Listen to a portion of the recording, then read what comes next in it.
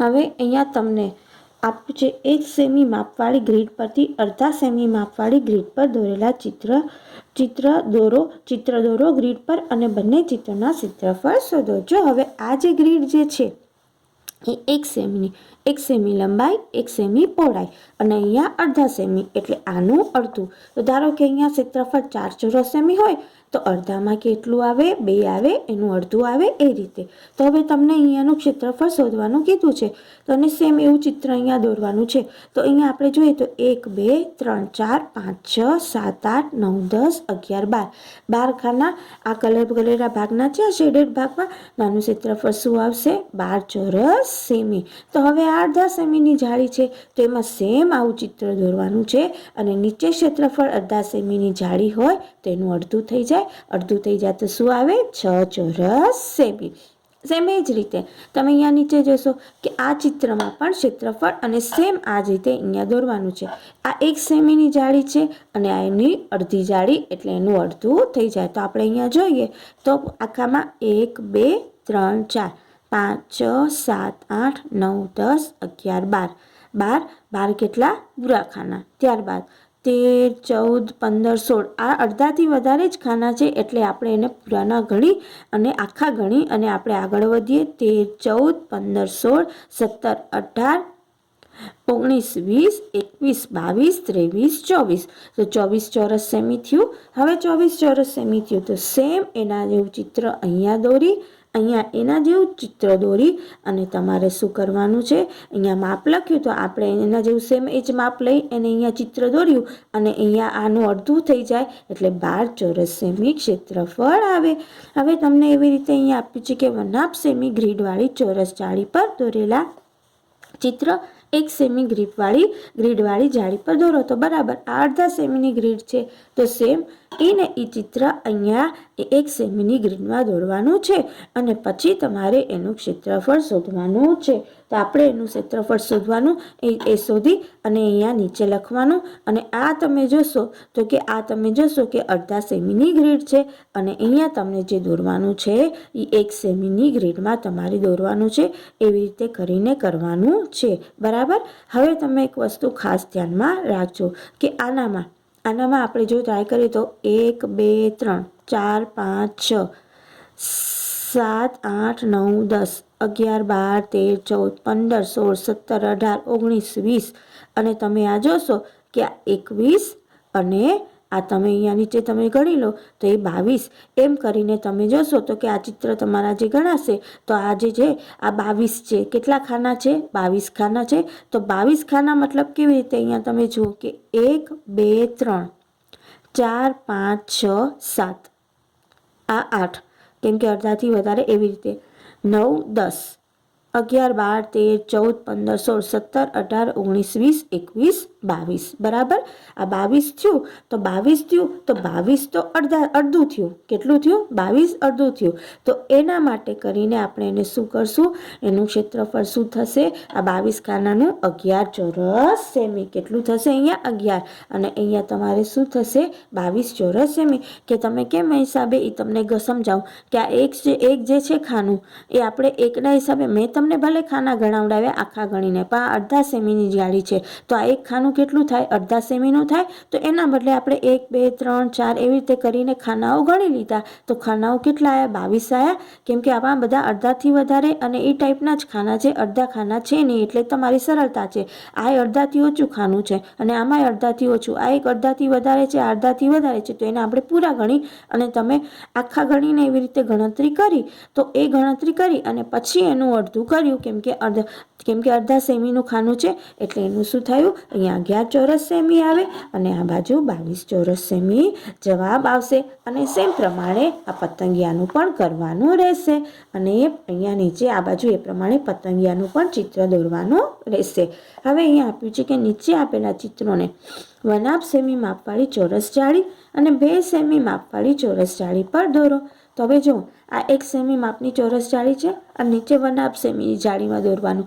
તો 1/2 સેમીની જાળીમાં સેમ આ જ માપ પ્રમાણે ચિત્ર જે દોરવાનું છે આના તમને ફોટા પાછળથી મૂકવામાં આવશે આ બધાના અને આ સેમ ખાના ગણી અને જે રીતે અહીંયા ખાનું છે એવી જ રીતે અહીંયા ખાના કરી તમે જોઈને ચિત્ર દોરવાનું છે અને સેમ એવું જ અહીંયા 2 સેમી માપની જાળીમાં છે. તો અહીંયા જે છે એ ચિત્ર તમારે શું છે નાનું થઈ જશે અડધું, અને પાછળના ખાનામાં જે ચિત્ર છે એ તમારું મોટું થઈ જશે. હવે ત્યારબાદ તમને આપેલું છે નીચે આપેલા ભારતના નકશા પરથી પ્રશ્નોના જવાબ આપો. ભારતના નકશામાં તમે જોશો આ ઉત્તર, દક્ષિણ, પૂર્વ અને પશ્ચિમ, અને અહીંયા ભારતના આપણા રાજ્યો છે એનો આપણને ચિતાર આપેલો છે. જમ્મુ કાશ્મીર હવે રાજ્યમાં ગણાશે નહીં, એ તમારે ખાસ ધ્યાનમાં રાખવાનું છે. અહીંયા તમને પ્રશ્ન પૂછ્યા છે ઉત્તરમાં સ્થિત 4 રાજ્યોના નામ જણાવો. તો ઉત્તરમાં સ્થિત 4 રાજ્યોના નામ પંજાબ છે, હરિયાણા છે, ઉત્તરાખંડ છે, ઉત્તર પ્રદેશ છે અને હિમાચલ પ્રદેશ. હવે દક્ષિણમાં સ્થિત 4 રાજ્યો, તો દક્ષિણ અહીંયા નીચેના ભાગમાં આવ્યું. તો અહીંયા કર્ણાટક, આંધ્રપ્રદેશ, પછી કેરળ, તમિલનાડુ, એ બધા શું છે દક્ષિણમાં સ્થિત 4 રાજ્યો છે. હવે પૂર્વમાં સ્થિત રાજ્યો, તો પૂર્વમાં સ્થિત આપણે રાજ્યો તમને જોવા હોય તો પૂર્વમાં કયા રાજ્યો સ્થિત છે તમે જોશો કે અસમ, અરુણાચલ પ્રદેશ, મણિપુર, નાગાલેન્ડ, આ બધા શું છે પૂર્વમાં સ્થિત રાજ્યો છે. હવે તમને પૂછે છે ગુજરાતના પશ્ચિમમાં કોઈ રાજ્ય છે, તો આ તમે જોશો ગુજરાતની પશ્ચિમમાં તમને કોઈ રાજ્ય દેખાય છે? ના, ગુજરાતની પશ્ચિમમાં અહીંયા દરિયા કિનારો છે એટલે ના, કોઈ રાજ્ય નહીં આવે. હવે એના પછી પાછળ તમને પ્રશ્નો આપ્યા છે કે રાજસ્થાનથી અસમ જતા કયા રાજ્યોમાંથી પસાર થવું પડે છે. તો રાજસ્થાનથી અસમ જતા તો તમે જોશો કે અહીંયા રાજસ્થાન છે, ત્યાંથી તમે અસમ તરફ જાઓ તો તમને કયા રાજ્યમાંથી પસાર થવું પડે? ઉત્તર પ્રદેશ અને બિહાર રાજ્યમાંથી પસાર થવું પડે છે. પાછળ તમને આપ્યો છે પ્રશ્ન પૂછ્યો છે કે ગુજરાતથી પશ્ચિમ બંગાળ જતા કયા રાજ્યોમાંથી પસાર થવું પડે છે, અને પછી હિમાચલ પ્રદેશથી કર્ણાટક જતા કયા રાજ્યમાંથી પસાર થવું પડે છે, અરુણાચલ પ્રદેશથી મહારાષ્ટ્ર જતા કયા રાજ્યોમાંથી પસાર થવું પડે છે. ત્રણેયના આપણે જવાબ જોઈએ. તો પહેલું છે કે ગુજરાતથી પશ્ચિમ બંગાળ તરફ જતા, ગુજરાતથી પશ્ચિમ બંગાળ તરફ જતા. તો ગુજરાતથી પશ્ચિમ બંગાળ તરફ જઈએ તો તમે જોશો અહીંયા ગુજરાતથી પશ્ચિમ બંગાળ તરફ જઈએ તો અહીંયા મધ્યપ્રદેશ આવશે, પછી છત્તીસગઢ, ઝારખંડ થઈને પછી પશ્ચિમ બંગાળ તરફ જવાશે. એના પછી તમને શું હતું?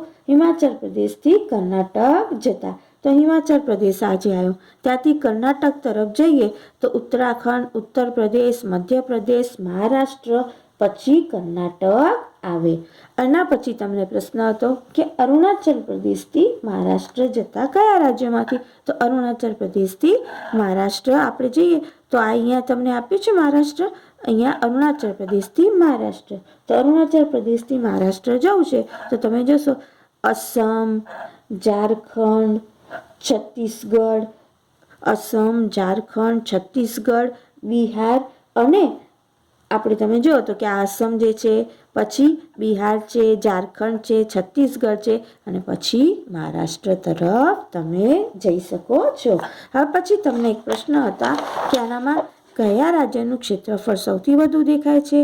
કયા રાજ્યનું ક્ષેત્રફળ પંજાબના ક્ષેત્રફળ કરતાં આશરે કેટલા, રાજસ્થાનનું ક્ષેત્રફળ પંજાબના ક્ષેત્રફળ કરતાં આશરે કેટલા ગણું છે, અને નીચેના પૈકી કયા રાજ્યનું ક્ષેત્રફળ સિક્કિમથી લગભગ 8 ગણું છે. પહેલાં આપણે આ 2 પ્રશ્નો જોઈએ. કયા રાજ્યનું ક્ષેત્રફળ સૌથી વધુ દેખાય છે? તો નકશામાં તમે જોશો કે સૌથી વધુ તમે દેખશો તો કે કયા રાજ્યનું ક્ષેત્રફળ તમને દેખાશે? રાજસ્થાનનું ક્ષેત્રફળ તમને વધારે જોવા મળશે. હવે એના પછી તમને પ્રશ્ન પૂછવામાં આવ્યો હતો કે રાજસ્થાનનું ક્ષેત્રફળ પંજાબના ક્ષેત્રફળ કરતાં આશરે કેટલા ગણું જોવા મળે? તો અહીંયા તમે જોશો પંજાબ કરતાં રાજસ્થાનનું ક્ષેત્રફળ તમે આશરે 7 ગણું જોવા મળશે.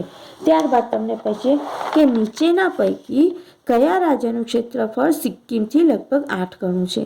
ઉત્તર પ્રદેશ, ત્રિપુરા, મહારાષ્ટ્ર કે હિમાચલ પ્રદેશ? તો તમે અહીંયા જોશો કે સિક્કિમથી 8 ગણું જોવાનું છે. તો અહીંયા સિક્કિમમાં આપેલો છે તો તમે જોશો કે અહીંયા ઉત્તર પ્રદેશ, પછી આ ઉત્તર પ્રદેશ આપેલું છે, પછી ત્રિપુરા આપેલું છે, ત્રિપુરા ઉત્તર પ્રદેશ, પછી ત્રિપુરા આપેલું છે. ત્યારબાદ તમે જોશો મહારાષ્ટ્ર અને હિમાચલ પ્રદેશ. આ મહારાષ્ટ્ર અને હિમાચલ પ્રદેશ. તમે જોશો આ હિમાચલ પ્રદેશ. તો તમે અહીંયા જોઈ શકો છો કે આ બધામાં સિક્કિમથી 8 ગણું ક્ષેત્રફળ હિમાચલ પ્રદેશનું જોવા મળે છે. તો આપણે આટલું અધ્યયન કર્યું. જય સ્વામિનારાયણ.